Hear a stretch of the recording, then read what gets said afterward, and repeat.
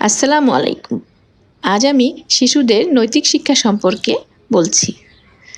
শৈশব থেকেই নৈতিক শিক্ষার উপর গুরুত্ব বাড়ানো প্রয়োজন। পরিবারে মা-বাবার সঠিক নির্দেশনা পেলে একটি শিশু ছোট থেকেই ভালোভাবে বেড়ে ওঠে। আর মা-বাবা যদি শিশুর বিকাশকালে তার আবেগ, মন, আচরণ সম্পর্কে অপরিপক্ক থাকেন, তাহলে সেই পরিবারে শিশুর বিপদগামিতার আশঙ্কা থাকে বেশি। এছাড়া বাবা-মা পরিবারের অন্য সদস্যদের অসদাচরণ, মিথ্যাচার, দুর্নীতিপরায়ণতা, ভারসাম্যহীন ব্যবহার শিশু-কিশোরকে বিপথগামী করে তোলে।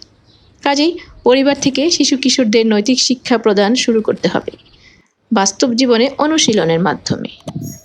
প্রাতিষ্ঠানিক শিক্ষা মানুষ স্কুল কলেজে শিখলেও নৈতিক শিক্ষা মূলত পরিবার থেকে শুরু হয়, আর এটি প্রত্যেক মানুষের জন্য গুরুত্বপূর্ণ। একজন মানুষ যতই শিক্ষিত হোক না কেন, তার মধ্যে যদি নৈতিকতা বোধ না থাকে, তাহলে তার মধ্যে পরিপূর্ণ মনুষ্যত্বের বিকাশ ঘটে না। আজ এ পর্যন্তই। আবার কথা হবে পরবর্তী ভিডিওতে। আল্লাহ হাফেজ।